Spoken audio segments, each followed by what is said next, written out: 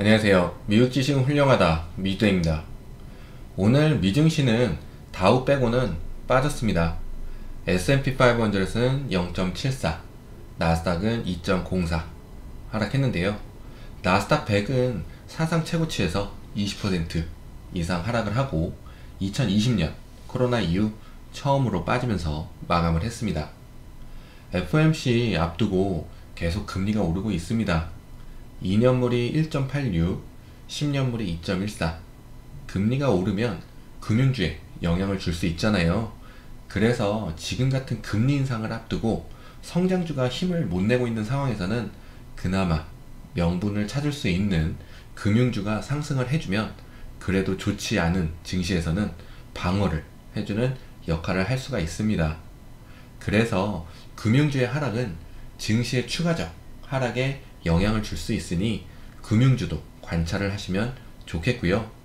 근데 글로벌 증시 자금을 보면 유럽 쪽이나 신흥시장에서 자금이 이탈하고 있습니다. 이탈 업종은 금융업종의 자금 이탈이 컸고요. 러시아가 제재를 받으면서 디폴트 될 가능성에 대한 이야기도 나오고 있는데요. 투자자금 회수가 어려울 수 있다는 이유로 금융 쪽에서 자금 이탈이 큰 상황입니다. 그리고 디폴트 가능성까지 올라가면서 신흥국 중심의 글로벌 금융시장이 크게 흔들릴 수 있다는 이야기도 나왔습니다. 금리가 오르면 성장주에는 좋지 않은 부분이잖아요. 그런데 중국의 봉쇄조치 시행으로 더 성장주에 안 좋은 영향을 줄 수도 있습니다. 선전 지역에 봉쇄령이 내려졌는데요. 선전은 화웨이와 텐센트 같은 빅테크 본사들이 있는데 줄지어서 가동을 중단할 것이다 라고 했습니다. 이렇게 주요 제조기업들이 몰려있는 곳인데 생산 차질이 될 수 있고 장기화되면 기업 실적이 안 좋아질 수 있다는 이야기도 나왔습니다. 애플의 최대 하청 기지도 있는 곳인데 일제히 가동을 중단했고요. 언제 다시 재가동될지는 이야기가 나오지 않았습니다. 지금 유가도 증시 변동성에 한몫하고 있는데요. 오늘은 꽤나 빠졌습니다. 우크라이나 러시아 회담으로 빠진 부분이 있는데요. 휴전으로 가는 것일 수도 있다는 이야기도 함께 나왔습니다. 근데 아직까지 특별한 내용은 없었다고 하면서 앞을 알 수 없다는 이야기도 있었습니다.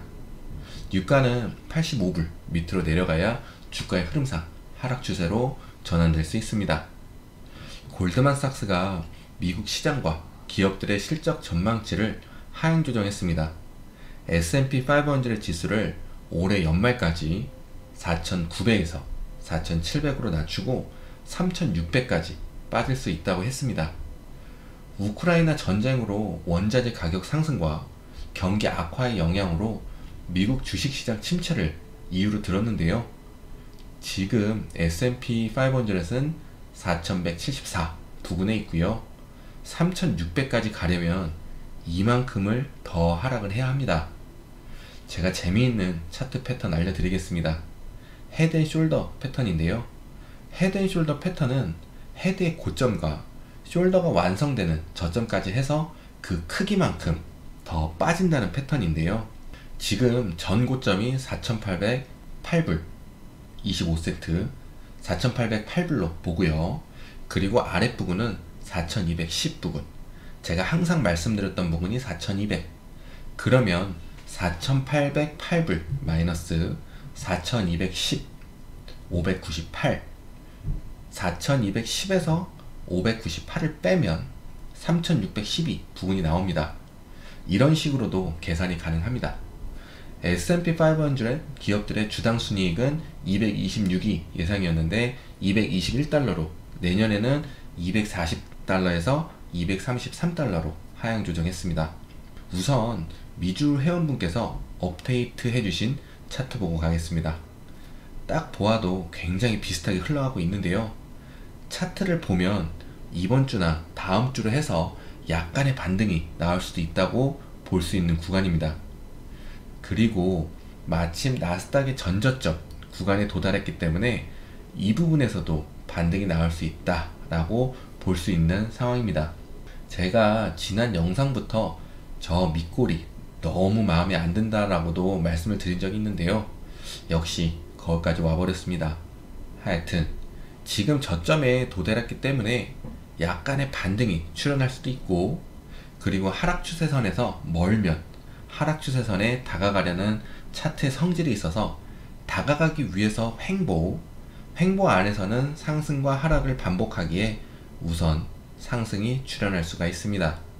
하지만 반등 없이 하락할 수 있다고도 해석이 되는 차트인데요. 이유는 약 7번 정도를 하락 추세선을 맞고 하락을 했기 때문에 다시 하락선으로 가더라도 매도가 있을 거라는 투자자들이 많아서, 하락 추세선까지 가지 않더라도 약간의 반등만 나오기만 하면 매도를 하는 투자자들이 많을 수 있습니다. 그래서 내일이나 모레는 반등이 크게 나오지 않는다면 오늘의 저점 13,015 부근을 깨고 조금 더 저점을 낮출 수도 있습니다. 그렇게 되면 하락 구간은 12,750 부근이 오늘로서는 예상이 되는데요. 도달했을 때 평소 매수하고 싶었던 종목을 매수하시는 것도 나름 저점 매수에 도움이 됩니다. 그리고 다시 한번 자신있게 매수하시라는 말씀을 드립니다. 대신 좋은 자리에서 이동평균선을 보고 매수한다거나 아무 곳에 매수하시면 안됩니다. 하여튼 하락 시에 어디에서 매수하는 건지 물을 타는 건지만 알면 플랜은 생기는데요. 오늘 테슬라 매수 자리가 왔었습니다. 제가 3월 4일 영상에 760 매수 자리, 그 다음 700 멘탈 부근이라고 말씀을 드렸습니다. 오늘 테슬라는 756불 4센트 저점을 하고 아쉽지만 살짝의 반등을 해줬는데요. 지금 전체적 증시로 보면 약간의 하락이 출현할 수 있는 상황이긴 하지만 자신있게 매수하라고 말씀을 드렸습니다. 대신에 물량 조절과 좋은 자리에서만 매수했다면 계속 포트폴리오 조정이 가능하기 때문입니다. 그리고 지금은 정말 좋은 기회이기에 회원방 정보를 오픈해 드리려고 하는데요. 저희 영상을 보시고 760 부근에서 매수하신 분들은, 그리고 평단이 약 800이시거나 800 부근에서 한번 매수가 들어가신 분들은 700불, 710 부근에서는 물량을 조금 더 실으시는 구간이지 물을 타는 구간은 아닙니다. 그 다음 물 타는 구간은 650 부근으로 갑니다. 제가 회원분들에게 매수와 매도할 때는 이유가 있어야 한다고 말씀을 드리는데요. 760에 매수했는데 약간 아쉬웠으니 700 부근 가면 아주 소량 매수하고 물을 타야지 한다거나, 내가 지금 시드가 많지 않으니까 650 부근으로 가면 매수를 해야지 한다거나, 이렇게 이유를 만드시면 플랜이 만들어지고 그대로 움직이시면 됩니다. 중국의 코로나 확산과 델타 크론 이야기가 나오고 있는데요. 백신 이야기가 따라올 수 있어서 백신주들이 올랐고요. 하지만 증시의 영향으로 빠지긴 했습니다. 그리고 지금은 증시가 오르기 힘든 상황입니다. 전에 말씀드린 것 같이 증시에도 양심이란 게 있다. 전쟁이 일어나고 있는 상황에서 눈치도 없이 쭉쭉 오르는 건 말이 안 되는 부분입니다. 그리고 이렇게 하락이 계속 출현하는 상황에서는 꼭 하락 시에 매수하고 상승할 때 추격 매수하지 마시기 바랍니다. 추격 매수는 상승장에서 할 수 있는 매수 기법이지 하락장에서는 무조건 하락할 시에 매수로 대응하는 겁니다. 자신있게 매수하세요. 결국 주식은 다시 올라옵니다. 대신 제가 매수 추천이나 매수 강요, 매도 강요를 하는 건 아닙니다. 개인의 판단으로 이루어지셔야 합니다. 하여튼 내일은 좋은 주가 흐름 바라면서 영상 마치겠습니다. 모두 좋은 하루 보내시고 부자 되세요. 고맙습니다. 안녕.